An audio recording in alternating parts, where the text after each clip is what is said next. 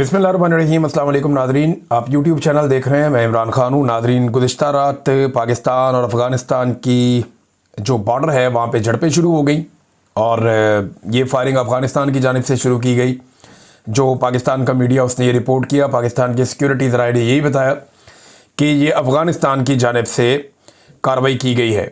अच्छा, इसमें जो इंटरनेशनल मीडिया है वो भी यही कह रहा है कि ये अफ़गानिस्तान की पहले रिटेलिएशन है, और वो रिटेलिएशन का लफ्ज़ इसलिए इस्तेमाल कर रहे हैं कि आज से 2 दिन पहले पाकिस्तान ने काबुल के नज़दीक एक अटैक किया था, जिसमें पाकिस्तान के सिक्योरिटी ज़राए ये दावा कर रहे थे कि टीटीपी के सरबराह को नूर वली महसूद को मार दिया गया है, लेकिन अभी तक उसकी कोई कंफर्मेशन अफ़गानिस्तान से बाद में आई नहीं।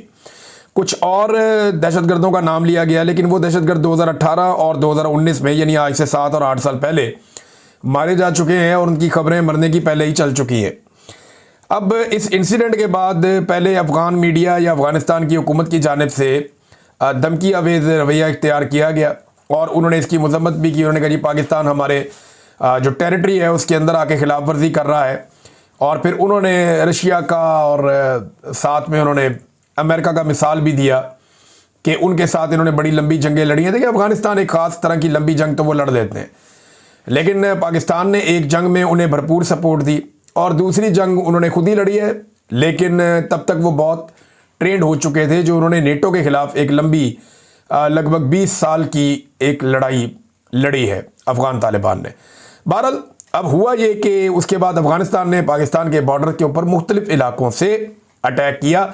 इसके मनाज़िर भी हमने देखे, रात गए, और उसके बाद पाकिस्तानी फोर्सेस की जानिब से भरपूर जवाबी कार्रवाई की गई, जिससे अफ़गानिस्तान में भी काफ़ी नुकसान हुआ और वहाँ पर चेक पोस्टें तबाह हुई। अब अफ़गानिस्तान का जो मीडिया है या वहाँ के जो हुकूमत है वो दावा कर रहे हैं कि उन्होंने पाकिस्तान का नुकसान किया, जबकि पाकिस्तान की तरफ से बाकायदा तस्वीर, वीडियोस और थर्मल इमेजेस दिखाकर बताया जा रहा है कि अफ़गानिस्तान का काफ़ी नुकसान हुआ। बिलाखिर सुबह होने से पहले अफ़गानिस्तान की हुकूमत ने जंग बंदी का ऐलान किया, जो एक बड़ा समझदारी का काम है। अफ़गान गवर्नमेंट ने कहा जी जंग बंदी का हम ऐलान करते हैं और हम उम्मीद करते हैं कि दोबारा अब लड़ाई नहीं होगी और पाकिस्तान की तरफ से कोई हमारे ऊपर जवाबी कार्रवाई नहीं की जाएगी। ये अब अफ़गानिस्तान ने उसके बाद जंग बंदी की है, लेकिन पाकिस्तान इस बीच में बड़ा तगड़ा जवाब दे चुका था। अब इस सारी सूरत हाल में ना चंद किरदार हैं जिन्हें हम फरामोश नहीं कर सकते। एक तो भारत का किरदार है। भारत जो है वो जख्म चाट रहा है, पाकिस्तान ने उनके तैयारे गिराए हुए हैं और वो अब बदला लेने के लिए पर तोलता रहता है। और ये देखिए, हमला भी उस वक्त हुआ जब अफगान वजीर खारजा अमीर मुत्तकी वो भारत के दौरे पर है। ये बड़ा एक अजीबोगरीब टाइम है कि अफगान वजीर खारजा भारत के दौरे पे है, तब एक एयर स्ट्राइक होती है अफगानिस्तान में, उसके बाद भारत के अंदर उनका दौरा है और उस बीच में फिर बॉर्डर के ऊपर टेंशन हो जाती है और अफगान फोर्सेज और पाकिस्तानी फोर्सेज के बीच में पहली मरतबा इस लेवल की टेंशन हुई है और इतनी फायरिंग का तबादला हुआ है, शेलिंग का तबादला हुआ है। पाकिस्तान की जानिब से अटलरी का भी इस्तेमाल किया गया। तो भारत के अंदर बहुत सारे लोग बगले में जा रहे हैं, खुश हो रहे हैं, एंजॉय कर रहे हैं कि जी पाकिस्तान की अफगानिस्तान के साथ लड़ाई लग गई। देखें, एक बात भारत को भी समझनी चाहिए, अफगानिस्तान को भी, अफगानिस्तान के पास कोई रवायती फौज नहीं है। उनके पास वो मिलिट्री वेपन्स भी नहीं है जो एक फौज के पास होते हैं, वैसी अटलरी भी नहीं है, टैंक्स भी नहीं है। जो जदीद हथियार हैं आजकल के, जिनको ड्रोन्स कहते हैं या एयरफोर्स कहते हैं, वो भी अफगानिस्तान के पास नहीं है। अफगान सिर्फ एक गोरीला जंग के मास्टर हैं। बाहर से अगर कोई अफगानिस्तान के अंदर घुसेगा तो लड़ाई की नौयत कुछ और होगी। अगर कोई ऑक्यूपेशनल फोर्सेस हैं जिन्होंने ऑक्यूपाई किया हुआ है अफगानिस्तान की टेरिटरी को, तो उसके खिलाफ वो एक लंबी गोरीला जंग तो लड़ सकते हैं। और गोरीला जंग में यह है कि आपने छुपे रहना है, जब आपका दाव लगे आपने दाव लगा लेना है। लेकिन जब आप एक मुल्क की फौज होते हैं तो आपके पास बहुत सारी ऐसी चीजें होनी चाहिए जो हकीकतन इस वक्त अफगानिस्तान के पास नहीं है। तो अफगान फोर्सेस गोरीला जंग के लिए तो ठीक है, मानते हैं कि वो लड़ सकते हैं, लेकिन एक रवायती जंग को लंबे अरसे तक लड़ना ये उनके बस में नहीं है, वो नहीं लड़ पाएंगे। क्योंकि देखिए, इसके लिए खास किस्म के हथियार और खास किस्म की फौजी ट्रेनिंग चाहिए होती है। उनकी सारी ट्रेनिंग जो है वो गोरीला है। उन्होंने दुनिया की आलमी ताकतों को अपनी गोरीला पावर से शिकस्त दी है, रशिया को दे दी, अमेरिका को दे दी, लेकिन वो पहाड़ों के अंदर छुप के कमीनगाहें बना के वो एक तरीके से लड़ते हैं। पाकिस्तान के साथ उनकी वैसी लड़ाई हो नहीं सकती। हाँ, ये जरूर हो सकता है कि वो पाकिस्तान के साथ अगर ताउन ना करे तो पाकिस्तान के अंदर दहशतगर्दी के वाकयात बढ़ते जाएं, या अफगानिस्तान पाकिस्तान के अंदर जो है वो गुरीला वॉर के अंदर सपोर्ट देना शुरू कर दे उन एलिमेंट्स को जो पाकिस्तान के अंदर फोर्सेस के ऊपर अटैक करते हैं, ये दूसरी बात है। तो ये वैसा नहीं है जैसा लोग समझ रहे हैं, इंडियन समझ रहे हैं कि अफगानिस्तान पाकिस्तान को फतह कर लेगा, जो कोई अटैक कर लेगा, ऐसा नहीं होगा। बॉर्डर से 1 इंच आगे वो नहीं आ पाएंगे और पाकिस्तान आने भी नहीं देगा। पाकिस्तान की जो दिफाई नुक्ता नजर से सलाहियत है वो बिल्कुल एक मुख्तलिफ नौइयत की है, वो एक कन्वेंशनल ट्रेंड फोर्स है। देखिए ना, ये अगर मिलिट्री एस्टेब्लिशमेंट की पॉलिसीज ठीक हो ना तो ये बड़ी प्रोफेशनल फौज है पाकिस्तान की फौज, इस खित्ते की मजबूत तरीन और प्रोफेशनल फौज है जिसके पास बेहतरीन हथियार है। तो एक तो इसमें आप याद रखें भारत का किरदार है। भारत हवा भरने की कोशिश करता है कि लड़ाई हो जाए, किसी तरह पाकिस्तान एंगेज हो जाए। भारत भी यह जानता है कि अफगानिस्तान के पास उस नौइयत के हथियार या ट्रेनिंग नहीं है कि वो बॉर्डर से कोई बहुत बड़ा दबाव डाले, लेकिन भारत यह जानता है कि अफगानिस्तान एंगेज कर सकता है और उसके जरिए से पाकिस्तान के अंदर के हालात खराब कराए जा सकते हैं। जैसा कि माजी में परवेज मुशर्रफ के दौर में परवेज मुशर्रफ ने कहा था कि भारत के अफगानिस्तान के बॉर्डर के साथ साथ ट्रेनिंग कैंप्स हैं जहां से दहशतगर्द ट्रेंड होते हैं, वो पाकिस्तान में आते हैं और आकर दहशतगर्दी करते हैं। यह परवेज मुशर्रफ ने कहा था। तो उस वक्त क्योंकि अफगानिस्तान के अंदर जो हुकूमत थी वो हमारे बहुत खिलाफ थी पाकिस्तान के, लिहाजा हमारी बात नहीं बन रही थी। अब जो अफगानिस्तान की हुकूमत है इसमें हमारे पास मौका था बड़ा जबरदस्त कि हम उनके साथ अच्छे ताल्लुकात बना लेते और एक वर्किंग रिलेशन हम उनके साथ डेवलप कर लेते, लेकिन हमने ये किया नहीं क्योंकि इसमें एक फैक्टर और है जिसे हम अमेरिका कहते हैं। अब अमेरिका को अफगानिस्तान में बगराम एयरबेस चाहिए और ट्रंप की इसी ख्वाहिश के बाद कुछ सख्त बयानात पाकिस्तान की जानिब से दिए गए। जैसा कि ख्वाजा आसिफ ने अफगानिस्तान को दुश्मन मुल्क करार दे दिया। जब डोनाल्ड ट्रंप ने बगराम एयरबेस मांगी उसके बाद हमने बयानात सुने, ख्वाजा आसिफ के बयानात का जमीन आसमान का फर्क हो गया। अब यही ख्वाजा आसिफ है जो अमेरिका के मुकाबले में अफगान तालिबान के बारे में ये कहते थे कि ताकतें तुम्हारी हैं और खुदा हमारा है। यही ख्वाजा आसिफ है जिसने ये मौकिफ लिया था कि अमेरिका और नेटो को उन्होंने कहा कि ताकतें तुम्हारी है और तालिबान की तरफ उनका इशारा था कि और खुदा हमारा है। ये ख्वाजा आसिफ साहब थे। लेकिन वही ख्वाजा आसिफ साहब ने जब एस्टेब्लिशमेंट के जूते पकड़े तो फिर उन्होंने कहा जी कि नहीं, अब क्योंकि एस्टेब्लिशमेंट अमेरिका को खुश रखना चाहती है, तो जैसे ही अमेरिका को बगराम एयरबेस की याद आई और डोनाल्ड ट्रंप ने उस ख्वाहिश का इजहार किया तो ख्वाजा आसिफ ने यह कह दिया कि अफगानिस्तान हमारा दुश्मन मुल्क है। अब भारत के अंदर खुशियां मनाई गई लेकिन फायदा कोई नहीं और अमेरिका ने इस लड़ाई में आना कोई नहीं है। वो कानों को हाथ लगाकर गए कि अफगानिस्तान की सरजमीन पे तो वो नहीं उतरते। हाँ, ये है कि पाकिस्तान में कोई अड्डा वड्डा उनको मिल जाए, यहां से जाके वहां अटैक करके वापस आ जाए, अलग बात है।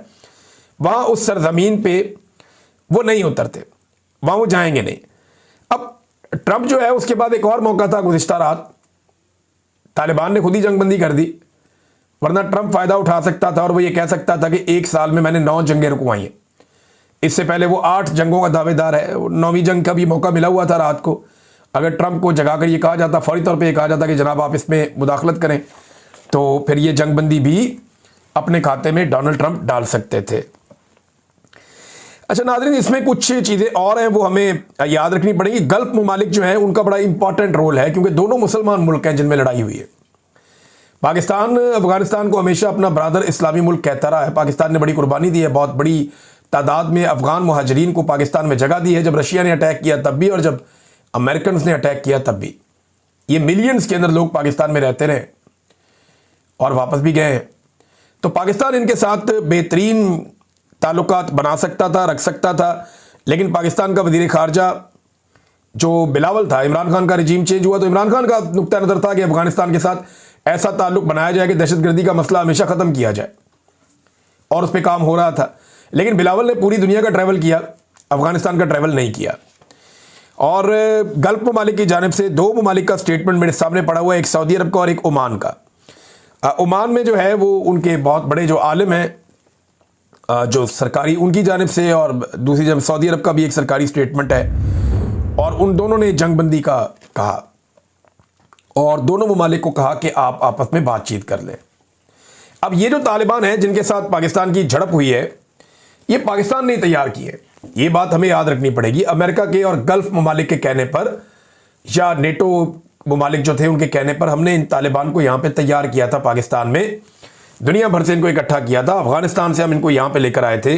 ये पाकिस्तान के मदारिस में तालीम हासिल करते थे, पाकिस्तान को बहुत सारे डॉलर्स मिलते थे, हमने इनको ट्रेनिंग दी, इनको हथियार दिए, इनको हथियार चलाना सिखाया, इनको जंगी हिकमत अमली सिखाई। फिर ये अपने इलाकों में गए और ये लड़ते लड़ते बहुत ट्रेंड हो गए और इनकी तादाद बढ़ती गई और अब ये इतने ताकतवर हो गए कि इन्होंने पूरी दुनिया की वहां फोर्सेस थी उन सबको इन्होंने शिकस्त दी और अफगानिस्तान छोड़ने पर इन्होंने मजबूर कर दिया। एक वक्त था ये सारे मुजाहिदीन कहलाते थे, कहा जाता था कि ये सारे हक पर खड़े हैं, हक बजानिब हैं और ये तालिबान जो है ये हीरोज है।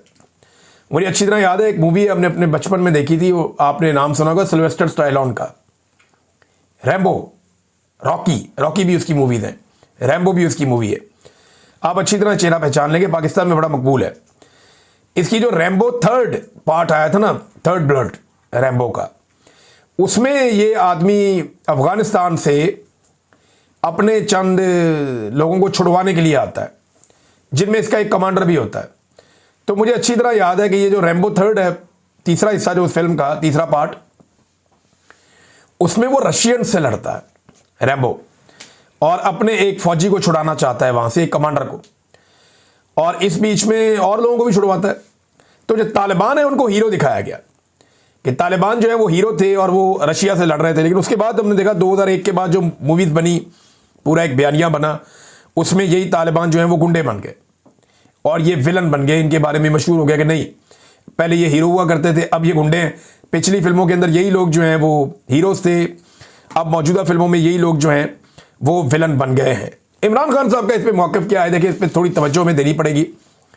इमरान खान साहब कहते हैं कि अफगानिस्तान में जब अफगान तालिबान की हुकूमत आई तो पाकिस्तान को फ़ायदा उठा के उनके साथ ताल्लुकात बेहतर करने चाहिए थे, दोनों तरफ के कबायली मुशरान को अपने साथ मिलाना चाहिए था और खैबर पख्तूनख्वा की हुकूमत को एतमाद में लेते हुए इन सब के ताउन से दहशतगर्दों को ख़त्म किया जाना चाहिए था, दहशतगर्दी को जड़ से ख़त्म किया जाना चाहिए था ताकि हमेशा के लिए यहाँ पे अमन कायम हो जाए।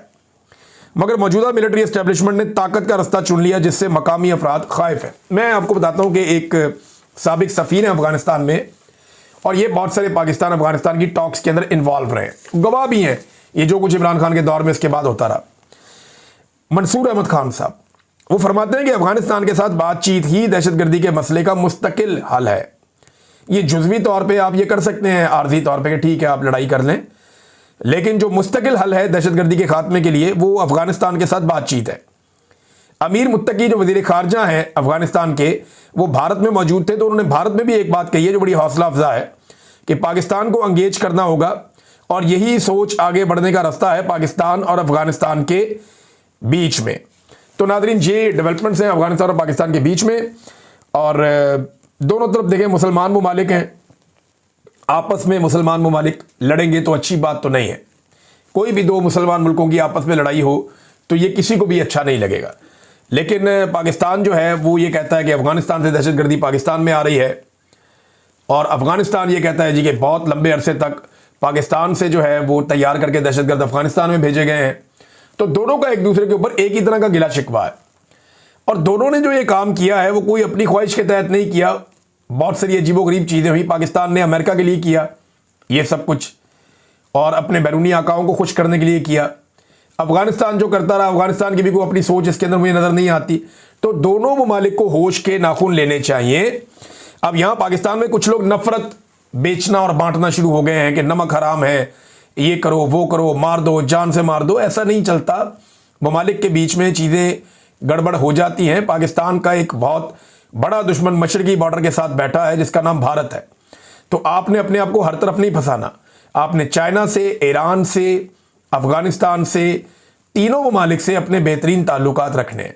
अगर भारत के साथ आपके ताल्लुकात अच्छे हो जाएं तो बहुत अच्छी बात है, अगर नहीं होते तो बाकी तीन ममालिक से आपके ताल्लुकात अच्छे होने चाहिए, बुरे ताल्लुकात नहीं होने चाहिए। और ये पाकिस्तान की हुकूमत की पॉलिसी होनी चाहिए। मगर देखें इस वक्त क्योंकि एस्टेब्लिशमेंट के दिमाग में और बहुत सारी चीज़ें चल रही होती हैं और जब भी कभी एस्टेब्लिशमेंट की क़यादत के दिमाग में ये बात आ जाए ना कि उन्हें एक्सटेंशन चाहिए तो फिर उन्हें कुछ दिखाई नहीं देता जब तक उन्हें एक्सटेंशन नहीं मिल जाती। सियासत में मुदाखलत अगर फ़ौज ना करे तो मैं फिर आपको कह रहा हूँ कि खित्ते की बेहतरीन फ़ौज है, बेहतरीन हथियार हैं, लेकिन हर मसले का हल जो है वो लड़ाई नहीं है। मसाइल का हल जो है वो दिमाग से भी करना चाहिए, कोई चीज़ खारजा पॉलिसी भी होती है। नाज़रीन तहरीक लब्बैक के बारे में जो डेवलपमेंट है वो मैं आपके सामने रख देता हूँ। तहरीक लब्बैक का लॉन्ग मार्च GT रोड पर आगे की तरफ बढ़ रहा है, गुजरावाला की सराउंडिंग में कहीं पे इस वक्त होगा और उनके ऊपर टॉर्चर भी किया जा रहा है, उनके लोग गिरफ्तार भी किए जा रहे हैं। बाद औक़ात ऐसे मनाज़र आते हैं कि तहरीक लब्बैक के लोग पुलिस को मार रहे हैं, बाद औक़ात पुलिस को घेरा डाल लेते हैं बाद औक़ात पुलिस वाले छोड़कर चले जाते हैं, बाद औक़ात पुलिस वाले उन्हें मारते हैं, उनको गिरफ्तार कर लेते हैं। कोई 65 के करीब लोग इतला ये खबर के मुताबिक फिर गिरफ्तार कर लिए गए एक हल्ले में। तो गिरफ्तारियां हो रही हैं और 11 लोग शहीद हो गए, ये उन्होंने दावा किया तहरीक लब्बैक वालों ने। और उन्होंने कहा बहुत सारे लोगों को गोलियां भी लगी हैं, सीधी गोलियां भी हमें मारी जाती हैं। इसमें एक खबर जो है वो मुझे, क्योंकि ये आपको खबर इसलिए बतानी है कि पिछले वीलॉग में मैंने आपको बताया कि साद रिजवी और उसकी फैमिली को, उसकी जो खवातीन है घर की और बच्चे, उन्हें उठा लिया था लॉ इन्फोर्समेंट ने। तो अच्छी बात यह है कि कुछ इतलात के मुताबिक इन खवातीन को छोड़ दिया गया, लेकिन इनको उठाना, खवातीन की तस्लील करना, चादर और चार दीवारी का तकद्दुस पामाल करना, ये इंतहाई मायूब बात है। फिर उनके घर के अंदर जिस तरह छापे मारे जा रहे हैं, ये घड़ी देखें, ये जनाब ये पैसे देखें, ये जनाब कैश पड़ा हुआ है ये देखें। यार ये तो आप किसी के भी घर में घुस जाए पाकिस्तान में ऐसे ही निकलेगा। गरीब आदमी की बात नहीं कर रहा, किसी भी मौलवी के घर में आप घुस जाएँ, किसी भी आप ऐसे बंदे के घर में घुस जाएँ जो दरगाह में या किसी मज़ार के पास रहता है या मज़ार का मतवली है, तो आपको घर पे मिल जाएंगी चीज़ें।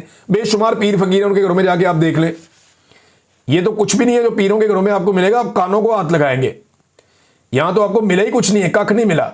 मैं तो समझा अंदर तो कोई महल होगा और कोई बड़े हीरे जवाहरात होंगे, और ये तो कख नहीं है उसके मुकाबले में जो मेरे दिमाग में आ रहा था। तो ये हुकूमत को शर्म करनी चाहिए ये हरकतें करते हुए। अगर एक वफाकी वजीर के घर पर इजाज़त दी जाए ना हमें कि बगैर बताए रेड करना और चीज़ें निकालनी है, तो वो कुछ निकलेगा कि पूरा निज़ाम कानों को हाथ लगाएगा।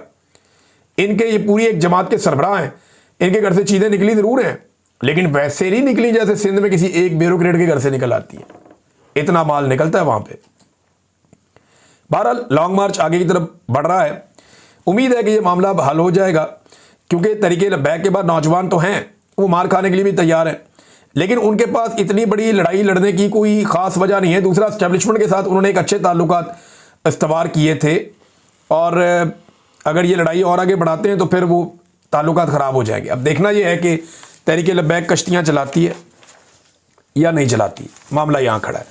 खैबर पख्तूनख्वा में हुकूमत बनाने का मामला, तो कल पीर वाले दिन असेंबली का इजलास तलब कर दिया गया। स्पीकर आएंगे बाबर सलीम सवाती, वो सारे MPs को इकट्ठा करेंगे और रोला डालेंगे ये लोग कि जनाब हमने अपना नया कायदे ऐवान मुंतखब करना है। ज़्यादा चांसेस ये हैं कि पीर वाले दिन सुहेल अफरीदी को कानून और आइन के मुताबिक बन जाना चाहिए वज़ीर आला खैबर पख्तूनख्वा। लेकिन अब ये अफगानिस्तान के साथ जो झड़प है, अगर इसको जवाब बना के कोई इमरजेंसी लगा दी गई तो फिर या किसी झड़प को या किसी दहशतगर्दी को या इन चीज़ों को बुनियाद बना के कोई इमरजेंसी, कोई गवर्नर राज, कोई इस तरह का अगर कोई चक्कर चला दिया गया चंद दिन मैनेज करने के लिए, तो फिर अगर ये किया गया ना तो खैबर पख्तूनख्वा के अवाम नाक में दम कर देंगे, जो मैं खैबर पख्तूनख्वा में फील लेकर आया हूँ। अभी मुझे खैबर पख्तूनख्वा से निकले हुए भी लगभग कोई 7-8 माह हो गए हैं, शायद ज़्यादा हो गए, 10-11 माह। तो इतना अरसा हो गया मुझे खैबर पख्तूनख्वा से निकले हुए। तो इतने अरसे में बहुत सारी चीज़ें बदल जाती हैं, बहुत सारी चीज़ें बदल जाती हैं इतने अरसे में, खुदा से इकबा हो गए।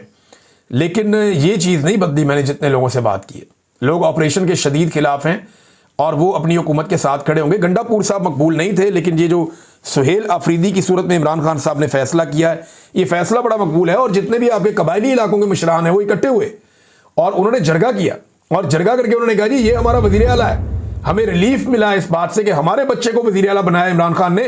पहली मरतबा हमारे कबायली इलाकों का कोई बच्चा वज़ीर आला खैबर पख्तूनख्वा बनने जा रहा है, बहुत बड़ी बात है। लिहाजा उन्होंने कहा कि हमें ये कबूल है और हम ये करवाएंगे और हम अपनी पूरी सपोर्ट देंगे। तो ये एक चैलेंज है एस्टेब्लिशमेंट के लिए कि वो इसको कैसे रोकती है, और दूसरी तरफ चैलेंज है पाकिस्तान तहरीक इंसाफ के लिए कि वो इसको कैसे करवाती है। तहरीक इंसाफ काफ़ी जिम्मेदारी का सबूत दे रही है। सलमान अकरम राजा साहब की मैं बात सुन रहा था, वो ये कह रहे थे कि जो DG ISPR ने हमारे साथ किया वो ज़्यादती है, लेकिन एक एक लफ्ज़ का जवाब हम देना नहीं चाहते, उससे मामला और बिगड़ेंगे। तो तहरीक इंसाफ फिर भी चाहती है कि कोई इज्जत रह जाए, कोई मामला बचत हो जाए, लेकिन दूसरी जानिब जो है वो एक ज़िद है कि पहले हमारे दरवाजे पे हाज़िरी दो, हमारे दर पे हाज़िरी दो, उसके बाद आपको वज़ीर आला बनाएंगे। अब सुहेल अफरीदी को कहा गया ना कि भई आके मिलो, उसने कहा जी पहले इमरान खान को मिलूंगा, वो इजाज़त देगा तो किसी और से मिलूंगा, वरना मैं नहीं मिलूंगा। अब ये इतना खौफनाक स्टेटमेंट है कि वो सारे डर गए कि यार ये तो बात इमरान खान की सुनेगा। एक इमरान खान हमने जेल में बंद किया हुआ है, एक उसकी फोटोकॉपी बाहर। अगर इस तरह का बंदा होगा जो इमरान खान के विजन पे चलेगा तो हमें तो मुसीबत पड़ जाएगी, और अगर ये वज़ीर आला बन गया तो इसको उठा के जेल में डालना भी मुश्किल हो जाएगा। इसके साथ कुछ और करते हैं तो फिर हालात बिगड़ जाएंगे। लिहाजा ये एक प्रॉब्लम तो है। गवर्नर जो है खैबर पख्तूनख्वा का, वहां से इस्तीफा मौसूल होने की तस्दीक हो गई है कि इस्तीफा मौसूल हो गया, तो ये तो चले अच्छी बात है। लेकिन उन्होंने कहा जी पीर को फैसला करूंगा, यानी कल के दिन में वो फैसला करेंगे। अब देखें वो क्या फैसला करते हैं। इस्तीफा मिल गया तो फिर इस्तीफा मंजूर ही होगा और क्या होगा। और पीर वाले दिन यानी कल के दिन में नया वज़ीर आला मुंतखब हो सकता है, अगर कोई एडवेंचर ना किया गया तो। अब तक इतनी, अपना ख्याल रखिएगा, अपने चैनल का भी। अल्लाह हाफिज़।